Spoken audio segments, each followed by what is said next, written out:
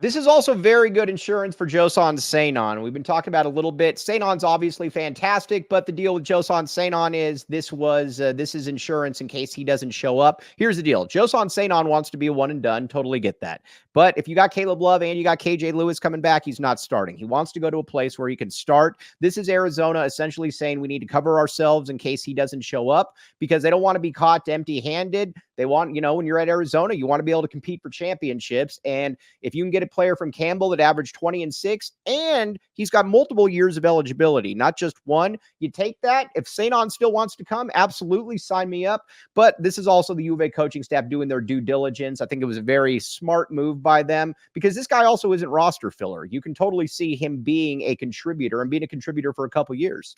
Absolutely. Absolutely. You don't know how these prospects are going to work out when they transfer, but for a majority, I mean, it's been hard to see a lot of former U of A players that came from a smaller school that did not develop into a very good player. Like right. That doesn't really happen with us. Right. So I like, and plus Tommy's so great at developing talent. Like he's been like that his entire career. So right. I'm happy with this decision. I agree with you. You need to have somebody as a backup just in case Sanon doesn't come in. Now, if I was Joson, like I would still come to the U of A because why not? You're going to compete. And listen, if you think that, I know you want to start, that's all well and good. But the biggest thing is can you develop? Right. And I think when you're looking at this program, you can still develop. So Sanon should still come here because he's going to be able to develop into a high-level prospect. And if you don't like competition, then okay, maybe you can go somewhere else where you are going to be assured that you'll be a starter. But it's not going to be like that when you get to the NBA. Like if you want to be a one and done, sometimes you're going to start off the bench in the NBA too. So you got to be used to that. And look at Kentucky. The Kentucky is littered with players that, and granted, it's not Calipari, but Kentucky's littered with players that are some of the best players in the league that didn't even start when they were at Kentucky or were kind of like 10 point per game guys. Look at Shea Gilgeous. Look at Tyler Hero. Look at Bam Adebayo. Look at Devin Booker. Yeah. I mean, you can just keep going on. Tyrese Maxey, another one. Guys, Shea did start his last year there. Right. Was he one and done though, correct? Yeah, he was one done. Yeah, but I guess my point is it's more like 10, 11 point per game guys. NBA talent, NBA scouts know it when they see it, when you got players like that. And I think, these guys are paid to do that. So I think you now got Saul. I think you pretty much got your 8-man rotation. Now we're just going to go into the premise that Sanon doesn't come. If he does come, that would be fantastic. But by the way, this fake toe tree is very, very funny, whoever this is.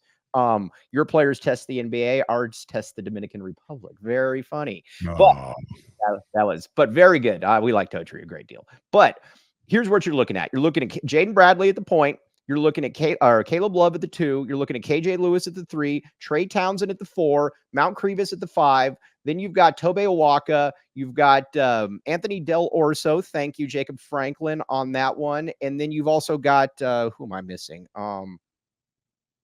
Just doing this off the top of my head. Carter Bryant. Duh.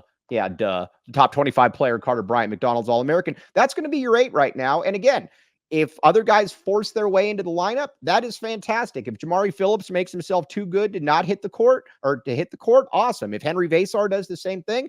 But so far, I think you got an 8-man rotation, and I think those guys are all looking at double-digit minutes. I don't know. Because you don't know what these freshmen are going to provide either. We listen, being a U of A fan my entire life, we have seen plenty of guys that we did not expect to be at the level that they ended up being at when they first got to U of A. And then they ended up being one of the better players in sometimes in some cases program history. You look at a guy like Gilbert Arenas, when he came to the program, like not a lot of people knew who he was. He didn't have a lot of love nationally, but Lute knew, and he became one of the better players in the country. So like when we're talking about, the Phillipses and stuff, like, yeah, you don't know, but I do like the veteran core that we have so far, guys that have at least a year of an experience. That's what you got, basically what you got to point to in terms of veteran leadership. And I like where they sit. Yeah, I like where they sit a lot, and I think somebody that people need to understand, he's going to be a big passer, and one of the coaches confirmed this. Trey Townsend averaged 3.5 assists. They think that he might average 4 or 5 assists per game at Arizona. We very much like Trey Townsend fitting in there. So again, there's a lot to like.